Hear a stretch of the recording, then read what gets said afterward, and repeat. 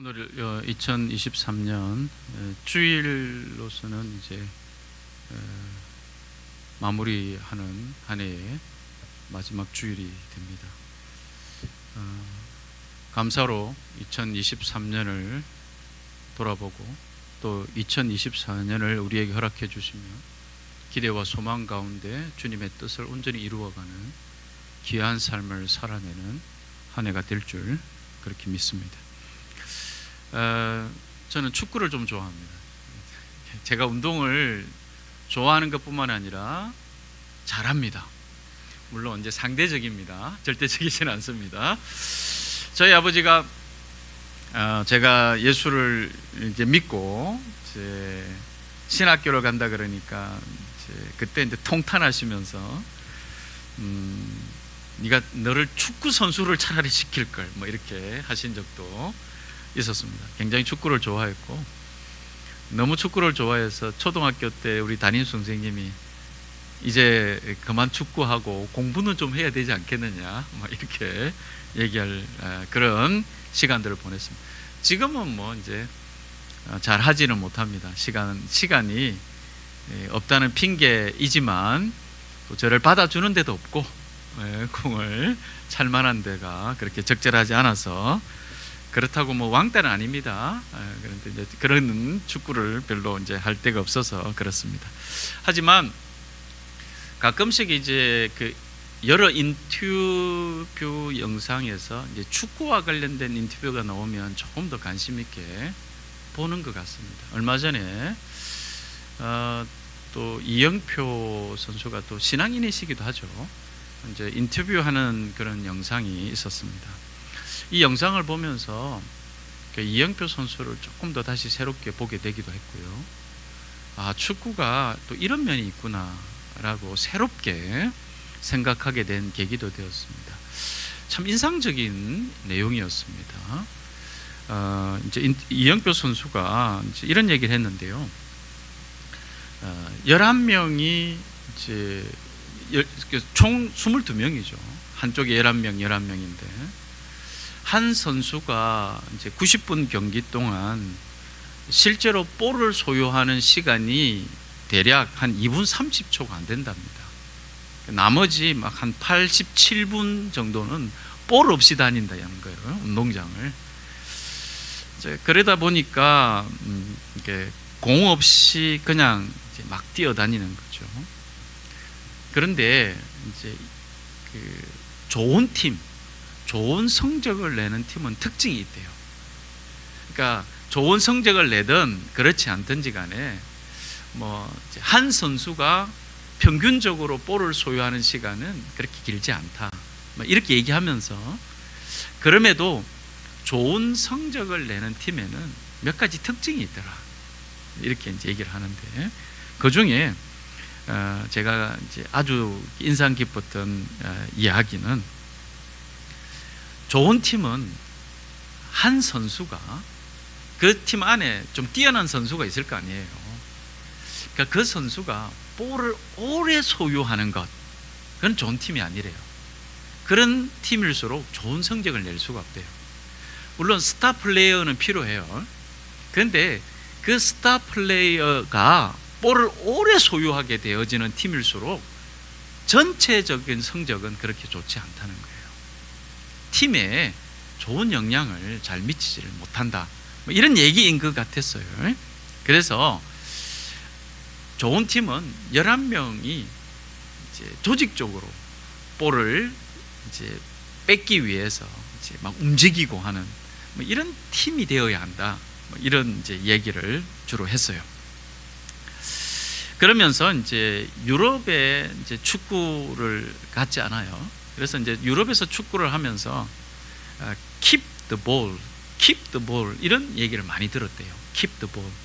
그러니까 이 말은 이제 직역하면 너가 공을 가지고 있어. 뭐 이렇게 이제 이해했던 것 같은데 좀 더 지나면서 이영표 선수는 keep the ball이 그런 뜻이 아니라 패스를 빨리 우리 팀에게 해줘서 한 사람인 내가 공을 오래 소유하는 게 아니라 우리 팀이 공을 오래 소유하도록 이런 의미가 keep the ball이라는 뜻이랍니다. 풋볼. 그래서 이런 교육을 이제 유럽에 있으면서 받았다는 거죠. 경험을 했다는 거죠. 그래서 한 사람이 오래 볼을 소유하는 것보다는 그 팀이 볼을 소유하게 될 때에 그 팀은 좋은 성적을 내더라, 뭐 이런 얘기죠. 또 하나 좋은 팀을 내는 성적의 또 하나의 특징은 2002년에 대한민국이 월드컵 4강에 들어간 이야기를 하면서 이런 얘기를 했습니다. 보통 이제 월드컵 같은 경우는 한 팀에 정해진 인원이 23명이라 그러더라고요. 이렇게 선수로 등록할 수 있는, 참석할 수 있는 23명 정도인데 11명은 뛰고 3명 정도가 후보로 이제 등록할 수 있대요. 그러면 9명은 못 뛴대요. 벤치에 있어야 된대요. 그러니까 이제 그날 11명 베스트 11, 3명 후보, 나머지는 못 뛰는 거예요. 월드컵 때 우리나라 베스트 11 선수들이 우리가 기억하지만 이영표 선수가 이 인터뷰에서 아주 인상 깊은 두 번째 좋은 팀, 우리가 좋은 성적을 낼 수 있었던 것은 이 11명이 열심히 잘해서 물론 그렇다.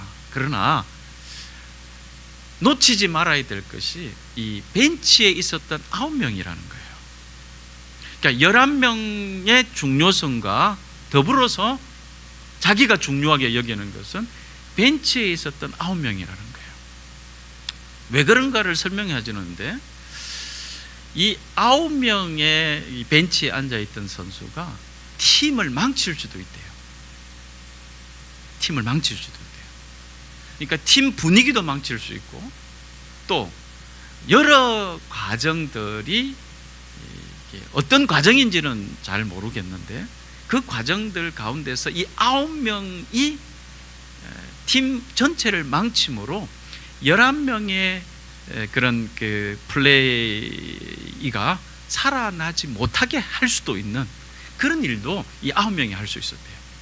그래서 2002년에 대한민국이 아주 훌륭한 성적을 낼 수 있었던 것은 11명의 선수들이 잘 열심히 뛰었던 것도 중요했지만 이 9명이 잘해줬다는 거예요. 이영표 선수는 그걸 아주 중요하게 봐야 된다, 이렇게 얘기를 했던 것이에요. 자, 그래서 한 번도 주목하지 않았던 벤치 선수들의 헌신에 대한 평가, 이것을 굉장히 저는 인상 깊게 보았습니다.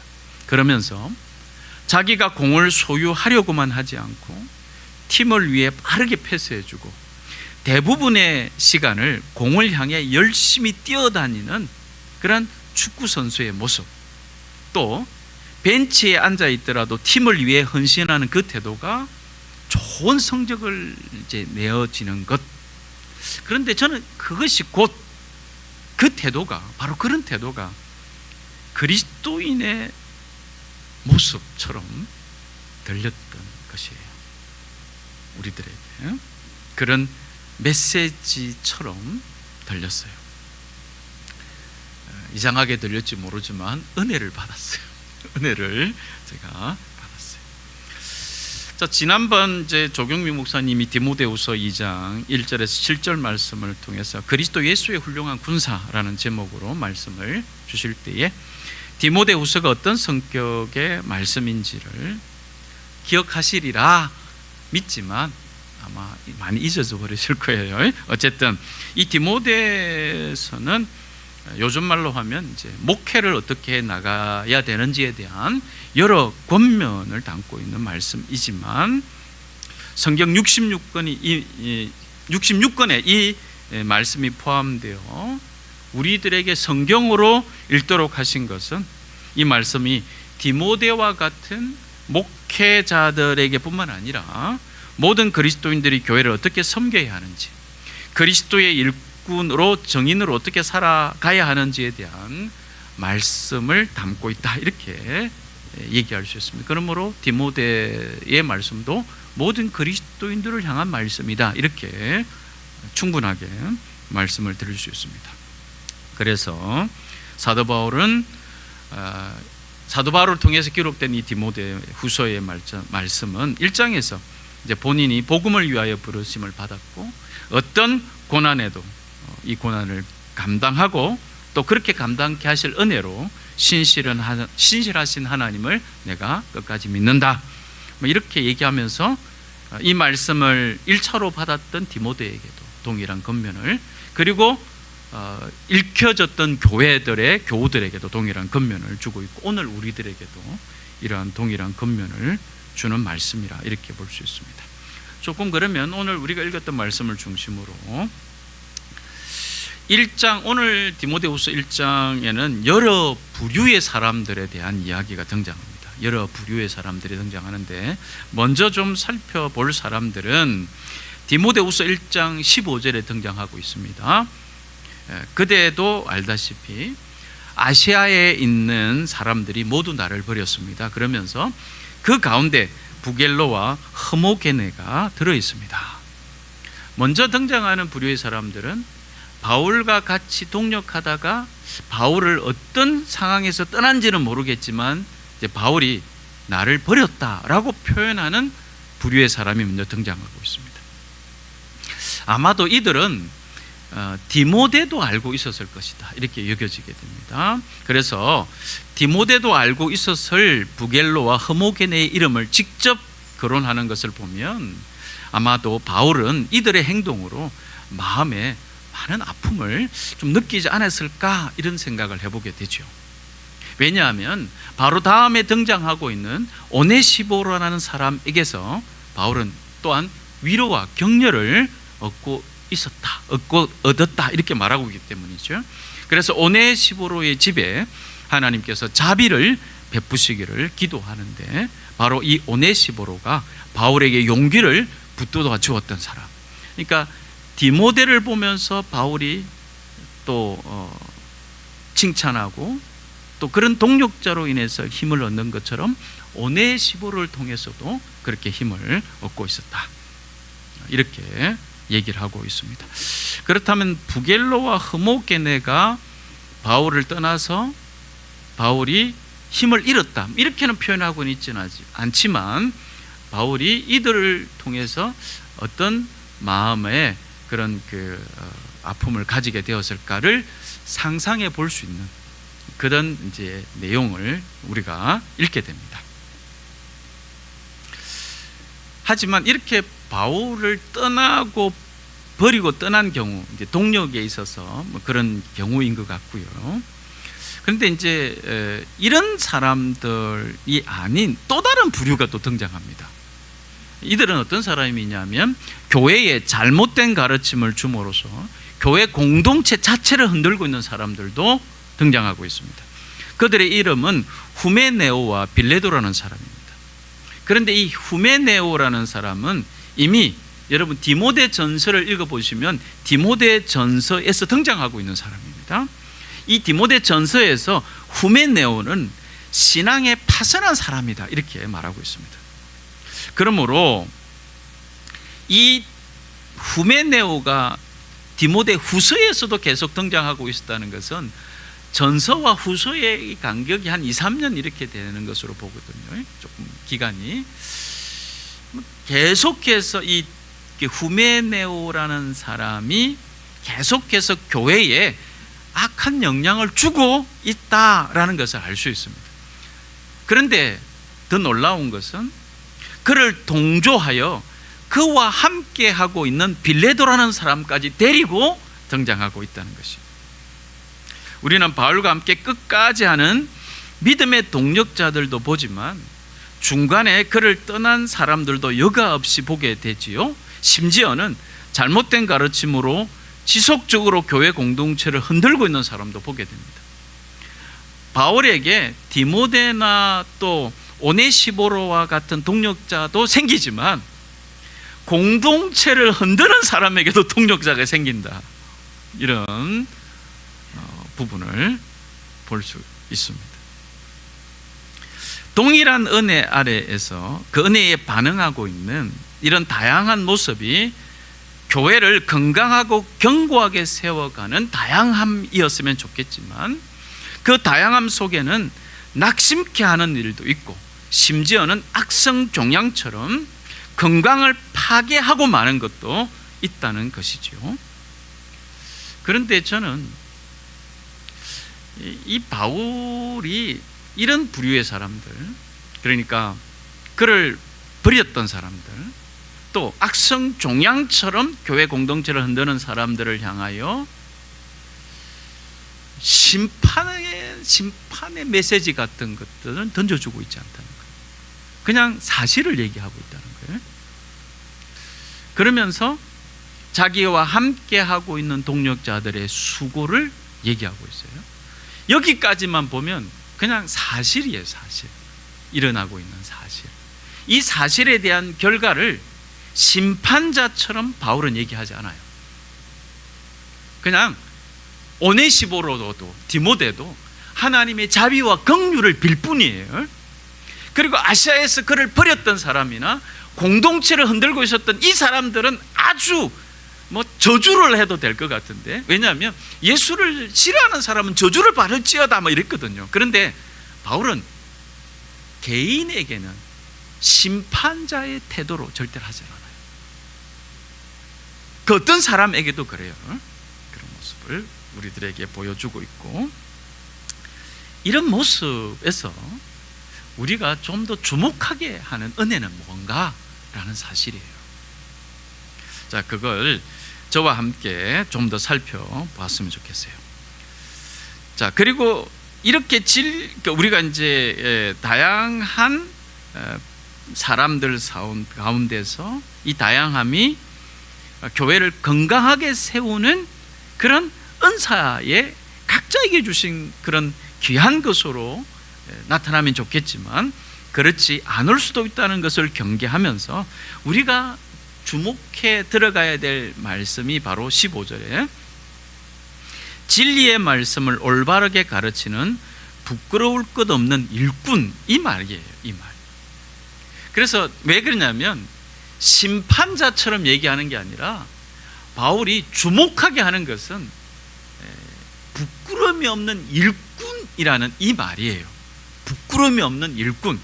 그러니까 바울에 동조하고 바울과 끝까지 함께 있는 이들에게도 부끄러움이 없는 일꾼이라는 메시지를 들어야 되는 거고, 그리고 바울을 떠난 사람들이나 공동체를 흔들고 있는 심각한 악영향을 주고 있는 이들에게도 조차도 어쩌면 하나님은 여전히 기회를 주고 계시는 듯한 메시지를 오늘 우리가 볼 수 있는 거죠. 그게 바로 진리의 말씀을 올바르게 가르치는 부끄러움이 없는 일꾼으로 서라는 얘기예요. 낙심케 하는 일이나 더 나아가 악성 종양처럼 퍼지는 잘못된 가르침과 열매 없는 가르침들을 그래서 분별할 수 있다는 거예요. 그러니까 부끄러움이 없는 일꾼으로 서는 것이 중요하고, 그렇게 서면 자기를 떠나든 그렇지 않든, 그리고 교회를 해치는 사람이든 하나님의 교회는 건강하게 세워져 갈 수 있다, 이렇게 얘기를 하는 거죠. 바울은 자기는 심판자가 아니라는 거예요. 하나님이 심판하시는 분이라는 거죠. 그러면서 우리가 집중해야 될 일은 뭐냐라는 것을 가르쳐주고 있는 거죠. 자, 이 일에 집중하라, 이런 뜻이겠죠. 자, 이렇게 진리의 말씀을 올바르게 가르치는 부끄러움이 없는 일꾼은 21절 하반절에 나타나고 있는 주인이 온갖 좋은 일에 요긴하게 서는 성별된 귀한 그릇으로 연결되어져 이해되어야 됩니다. 그러니까 보이죠? 이 부류 사람들 중에 어떤 부류가 주인이 귀하게 쓰는 성별된 그릇 될까? 이게 보인다는 거예요. 그러니까 잘못한 사람들을 지적하고 심판하고 거기에 에너지를 소비하는 것, 여기에 더 치중하기보다는 너는 하나님 앞에 귀 쓰는 그릇으로서 서가라, 이걸 얘기하고, 그렇게 되면 분별이 된다는 거예요. 힘을 다른데 에너지를 막 쏟지 마라, 이렇게도 들리는 거예요. 곧 주인이 가장 요긴하게 쓰기 위해 구분한 귀한 그릇은 바로 하나님께서 인정하는 일꾼이란 말로 연결되어질 수 있다는 거죠. 자, 이것을 좀 더 구체적인 비유로서 뭐를 듭니까? 20절에 오늘 읽었던 큰 집에라는 비유로 들고 있어요. 자, 이 큰 집은 교회 안에, 큰 집에라는 비유는 교회 안에 혹은 믿음의 사람들 가운데라는 의미로 이해해도 좋아요. 그러나 큰 집에, 1인 집에 다양한 그릇들이 있다고 얘기해 주면서 어떤 것은 금이다, 어떤 것은 은그릇이다, 이렇죠. 그러니까 이건 누가 봐도 좋아 보이는 그릇이죠. 그런 그릇도 있지만 반면 누가 봐도 볼품없는 그릇도 있어요. 하지만 여기서 큰 집의 주인은 하나님이시라는 것이죠. 그런데 이 하나님께서 기히 보시며 쓰시는 것은 이미 정해진 금그릇이다, 은그릇이다라고 말씀하고 있지 않아요. 21절에 누구든지라는 말씀에서 알 수 있듯이 금그릇이나 은그릇이라도 그가 하나님의 말씀을 바르게 배우고 가르치는 일을 하지 않은 채 불의의 삶에 빠져 있다면 그는 주인에게 흙그릇이나 질그릇같이 취급될 수 있다는 거예요.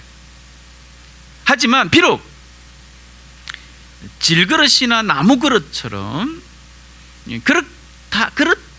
그렇게 보이더라도 하나님의 말씀을 올바르게 배우고 또 가르치며 믿음의 삶을 부끄럼 없이 살아가는 사람, 그래서 말씀을 따라 살아가는 삶에서부터 불의한 것을 떠나 살려고 하는 그런 사람들은 하나님께서 금그릇과 은그릇처럼 여기신다, 이렇게 볼 수 있다는 거예요.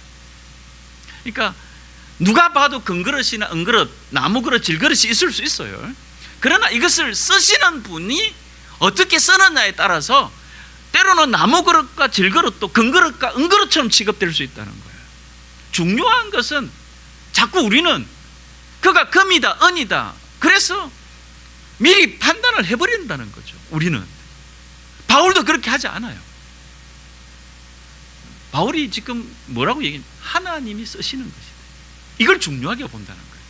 여러분, 만약에 아시아에서 글을 다 버린 사람들도 하나님이 쓰시겠다고 하면 바울은 받아들일 사람이라는 거예요. 그리고 이렇게 공동체를 흔드는 이단들을 말이죠, 이들에게도 하나님은 여전히 기회를 주셨으면 좋겠다라는 그런 뉘앙스를 받을 수 있는 거예요. 굉장히 미운 사람들이죠. 굉장하게 우리가 교제를 하지 말아야 될 사람들이죠.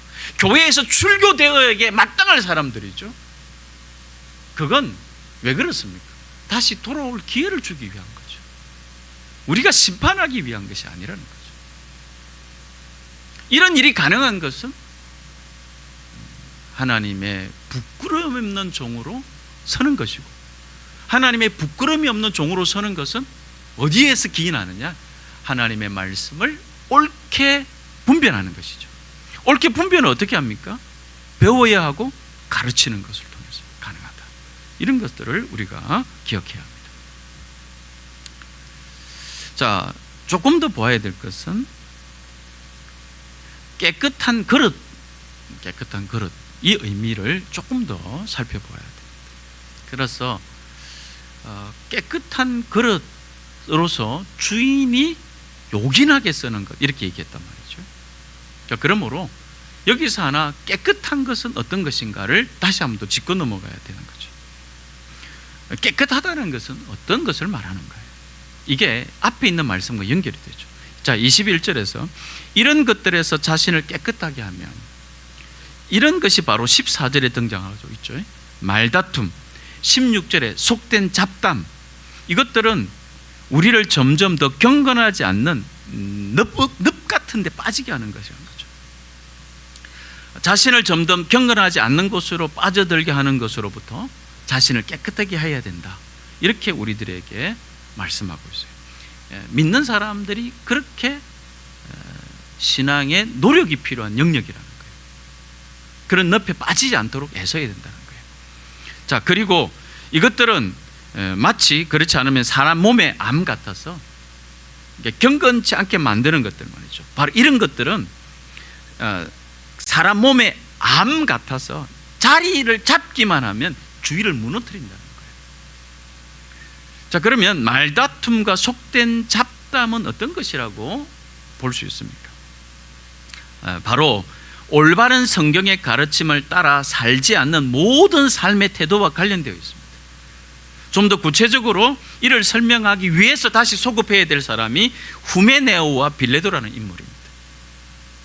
이들은 1차적으로 예수 그리스도에 대한 모든 사실을 이미 지나간 역사라고 치부하면서 하나님의 심판도 다 지나갔다, 이렇게 가르쳤던 사람이라고 생각할 수 있습니다. 그러니까 예수 그리스도에 대한 부활이 지나갔다, 그러니까 예수 그리스도에 대한 모든 것이 지나갔다는 이 말에는 하나님의 심판도 이미 지나갔다, 이렇게 이제 의미가 들어가 있다, 이렇게 보는 거죠. 곧 하나님의 심판이 당신에게 이미 지나갔으니 당신이 구원받은 것이 사실이라고 믿어진다면 당신은 어떻게 살든 상관없다, 이렇게 가르쳤다는 거예요. 곧 부활이 이미 지나갔다는 그들의 가르침의 의미에는 하나님의 심판이 다 끝났으며 지나갔기 때문에 어떻게 살든 상관이 없다. 구원의 사람은 다 지나간 사람들이기 때문에 어떻게 살더라도 된다, 뭐 이런 이제 의미를 담고 있다고 볼 수 있다는 거죠.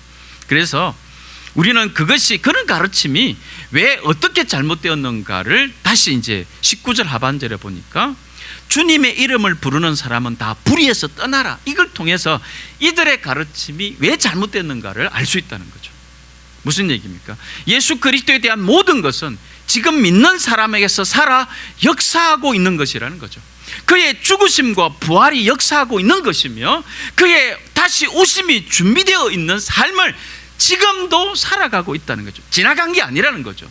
예수 그리스도에 대한 모든 것이 믿는 사람들의 지금의 삶에서 그대로 살아나고 있다는 거예요. 살아나고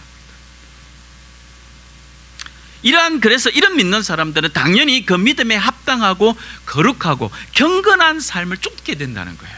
그게 바로 주님의 이름을 부르는 사람은 다 불의에서 떠나라, 이런 의미를 말하고 있는 거예요.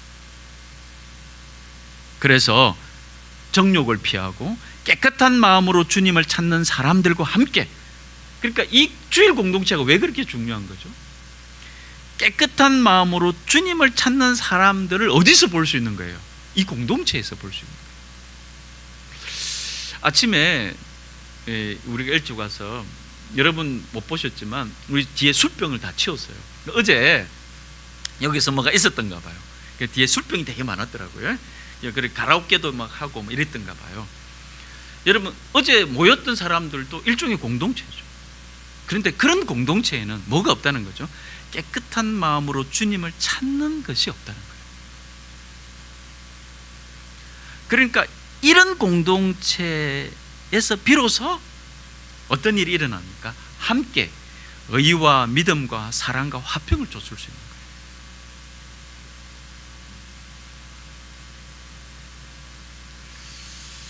오늘 우리 곁에 여전히 후메네오와 빌레도와 같이 말하는 것들이 있을 수 있어요. 이단들의 가르침이 바로 이 후메네오와 빌레도 같은 영향을 주죠. 하지만 이단은 우리가 미리 경계라도 하지만 우리가 살아가고 있는 세상의 문화가 그리스도를 대적하도록 만들면 안 돼요. 그리스도를 쫓고 따르는 데 유익하도록 만들어줘야 돼요. 이를 위해 힘써야 해요. 핸드폰 사용에서부터 드라마, 연극, 영화 등 우리 곁에 있는 다양한 이런 문화들이 우리 마음에 하나님에 대한 믿음을 의심케 하고 경건치 못하게 하지 않도록 조절하고 절제할 필요가 반드시 있다는 거예요. 그러니까 문화가 악하다는 것은 아니에요. 문화를 잘못 사용하면 후메네오와 빌레도 같이 그 문화들이 영향을 주려고 하고 할 수 있다는 거예요. 그래서 그리스도인의 사명 중에 문화에 대한 사명이 있다, 이렇게도 가르치잖아요. 그러니까 그 문화를 다 엎고 새롭게 문화가, 이런 의미보다는 이 세상의 문화가 이 세상을 창조하시는 분의 뜻이 나타나도록 믿는 사람들에 의해서 문화적 특성을 조절해 갈 필요가 있다, 이런 사명이 있다, 이런 뜻이죠. 우리도 뭐 드라마를 보고 영화도 보고 또 핸드폰도 쓰잖아요. 근데 이런 부분들이 후메네오와 빌레도처럼 영향을 주게 만들지 말아라, 이런 뜻이죠. 오히려 선한 영향을 줄 수 있도록 조절하고 절제해야 되지 않겠느냐, 이렇게 메시지를 받아볼 필요가 있는 거죠. 지금 예를 들면 예배를 드리는데 만약에 내가 아침에 오기 전에 뭐 영상을 봤다고 가정해 보십시오. 그 영상에 잔상이 남아서 예배를 방해한다면 다음부터는 하지 말아야 돼요. 예배에 집중하는 것을 방해하는 어떤 문화적인 습관들을 조절하고 절제할 필요가 있는 것이죠. 자, 그래서 오늘 말씀은 결국 우리들에게 신앙이란 이런 것에서부터 자신을 깨끗하게 하여 하나님께 기이 쓰임받고 살아가는 것을 신앙이라고 한다, 이런 것이 신앙. 그러니까 신앙은 교회 생활이다, 이렇게 보면 안 돼요. 그러니까 신앙이란 이런 것에서부터 자신을 깨끗하게 하여 하나님께 기이 쓰임받고 살아가는 것을 신앙이다, 이렇게 얘기해야 된다는 거예요. 하나님의 뜻은 우리 모두가 귀히 쓰임받기를 원하고 있는 거예요. 귀히 쓰임받는 인생이 되기를 원하고 계시는 것이 성경에서 말하는 하나님의 뜻이에요.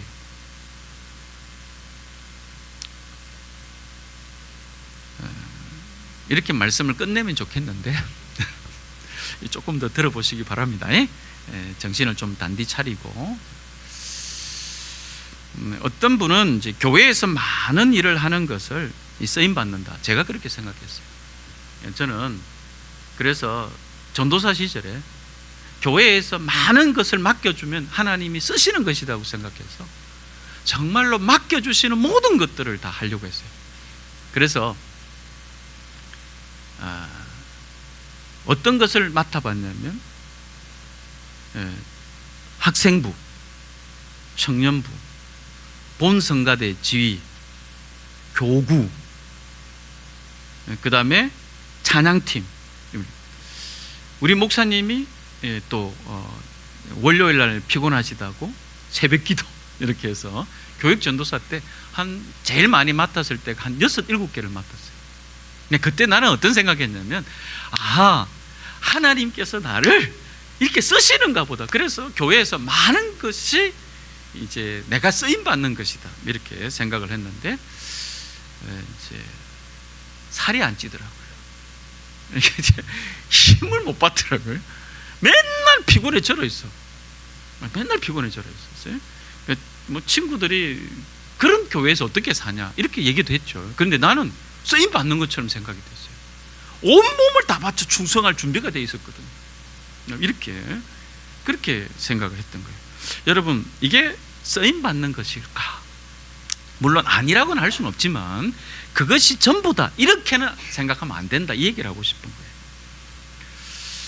물론 이제 쓰임 받는 게 맞다는 거죠. 그러나 쓰임 받는다는 것의 가장 본질적인 것은 하나님으로 인해 기뻐하며 하나님을 기쁘시게 하며 살아가는 모든 것이 하나님께 쓰임 받는 거예요.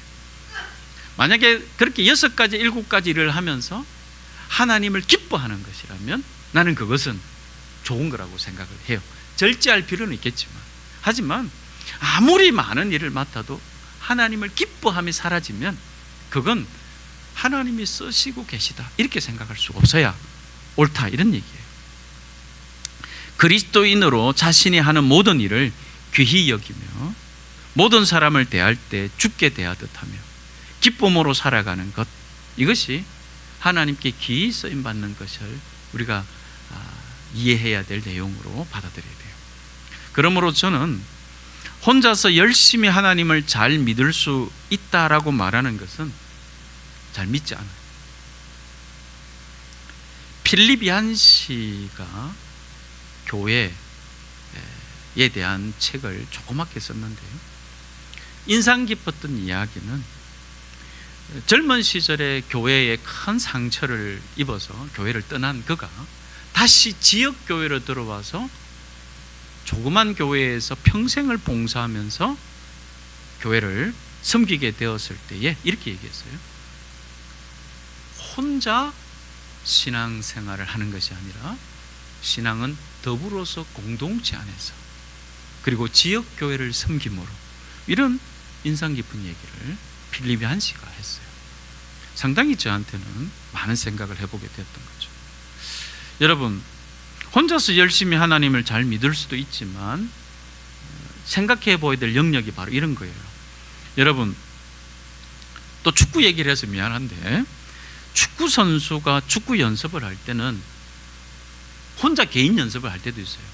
뭐 이제 동료들끼리 연습할 때도 있지만, 예를 들면 혼자 드리블 열심히 하고 골키퍼 없는 골대에다가 슛 연습 열심히 하고, 그러면 여러분 혼자서 드리블, 뭐 그다음에 이제 슛 연습, 뭐 이런 이제 개인 연습들을 막 이렇게 하고, 또 조직과 관련되어진 전술 뭐 훈련도 조금 하기도 하겠죠. 그런데 실제로 게임에 들어가면 상황이 다를 때가 많아요. 그러니까 혼자서 그런 연습만 하면서 나는 축구를 다 했다 이렇게 말하지 않는다는 거예요. 혼자 연습하는 것은 뭐를 위해서 하기 위한 거예요? 실제로 경기하기 위해서 하는 거예요. 그래서 경기하면서 자기가 연습했던 부분들을 다시 돌아볼 수 있는 거예요. 그렇게 되어야 된다는 거예요. 그렇게 실제로 경기를 뛰어보면 연습했던 것하고 너무도 다른 것을 발견하게 돼요. 그러면서 계속 성장하는 거예요. 계속 성장하는 거예요. 혼자서 연습하고 끝남으로 축구가 성장하는 것은 없어요. 그 사실을 우리가 이해하고 받아들일 수 있는 거죠. 신앙도 비슷해요. 나 혼자 열심히 연습하는 것도 필요하고 중요하지만 그것이 경계에서 실제로 적용되어야 의미 있는 것처럼 우리 신앙생활도 다른 이들을 향한 마음, 나랑 안 맞는 사람, 나를 때로는 화나게 하는 사람, 다양한 사람들 속에 내가 하나님의 사람으로 살아지고 있는지를 돌아보아야 해요. 경건한 묵상, 성경 공부, 혼자서의 기도, 골방에서의 기도, 이런 부분들은 다시 어디로 들어와 봐야 되는 거죠? 공동체 생활 안으로 들어와 봐야 되는 거예요. 그래서 이 다양한 사람들 안에서 훈련하고 은혜 받았던 부분들이 어떻게 다시 하나님의 뜻하심으로 나에게 말씀하시는가, 이런 경험이 공동체, 아까 얘기했던 깨끗한 마음으로 주님의 이름을 부르는 사람들의 공동체, 그리고 더 나아가 이제 우리로 살아내게 하신 모든 삶의 영역에서의 사람들, 이 관계 안에 저와 여러분들의 했던 것들이 나타나고 드러나게 되어져야 한다라는 사실이에요. 여러분, 이 공동체 안에서 다시 우리가 훈련했던 부분들을 가지고 적용하고 나누고, 그래서 공동체가 더 강건해지죠. 여기서 다시 이 공동체와 전혀 다른 공동체를 만나게 될 때에 여기서의 힘, 은혜, 이런 부분들로 각자의 삶의 영역에서 하나님의 나라의 소명을 확장시켜 나가게 되는 힘이 비로소 생기게 되는 거죠. 그리고 다시 공동체 안에 들어와서 격려하고 다시 세워져 가고 다시 보냄을 받는 이런 일들을 기억해야 하는 거죠. 주인이 귀 쓰는 그릇에 있어서 마지막으로 저는 그릇은 깨끗하기에 이제 귀 쓰는 그릇은 깨끗하다, 마지막으로 이 말씀을 기억했으면 좋겠어요. 깨끗한 그릇에 담을 수 있는 것은 그 그릇을 통해서 담겨지는 음식이 오롯이 그 음식의 맛을 낼 수 있는 것이 된다는 거예요. 그러니까 그릇이 깨끗하지 않으면, 예를 들면 여러분, 우리도 그 그릇 중에 예를 들면 이제 김치를 오래 담아두었던 그릇, 김치 냄새가 나는 그릇을 다른 이제 음식을 담아서 하면 그 김치 냄새가 막 나지 않아요. 그래서 본래 그 맛을 그게 잘 못 느낄 때가 있는 거죠. 이런 경험들이 있잖아요. 만약에 어떤 그릇에 나물을 담아내려고 하는데 김치 국물이 만약에 담겨 있다면, 또는 흔적이 남아 있다면 나물 맛에 김치 맛이 섞여버리니까 이건 나물의 오롯한 맛을 느낄 수 없는 것이요. 우리가 그릇이라면 우리에게 담겨질 하나님의 뜻이 오롯이 하나님의 뜻으로 드러내야 될 필요가 있는 거죠. 그래서 내가 깨끗하지 않으면 온전한 뜻이 오롯하게 드러나지가 않는다는 거예요. 막 섞여버린다는 거예요. 이게 무슨 맛인지를 모를 수 있다는 거죠. 그래서 하나님의 뜻을 다른 것과 섞어버린다든지 온전히 드러나지 못하게 하는 다른 무언가가 남아있는 채 있지는 않은지를 돌아보아야 된다는 거죠. 그 남아있는 그 무엇이 내 고집일 수도 있고 내가 살아온 경험일 수도 있고 성공과 실패 또 상처일 수도 있죠.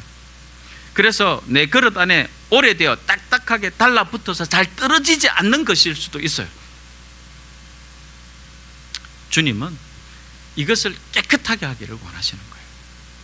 그 은혜가 딱딱하게 달라붙어서 영원히 떨어질 것 같지 않는 것조차도 여러분 하나님의 말씀이 디모데전서에서 말씀과 기도로 거룩하여진다. 내 안에 이런 부분들을 거룩하게 하고 성별되게 할 수 있는 그것이 바로 이 은혜로 인한 것이고 그 은혜 안에 말씀과 기도의 역사로 저와 여러분들에게 이 놀라운 일들이 일어나게 되어져서 깨끗한 그릇으로 주인이 쓰시기에 라는 이 말씀 앞으로 나아가게 된다는 거죠. 2023년 마지막 주일입니다. 올해의 마지막 주일 예배를 드리면서 바라기는 저와 여러분의 믿음이 좀 더 자라기를 바랍니다. 이렇게 하나님께 귀히 여김을 받고 귀하게 쓰임 받음에 복을 즐거워하며 사모하게 되는 저와 여러분들이시기를 기도합니다. 기도하겠습니다.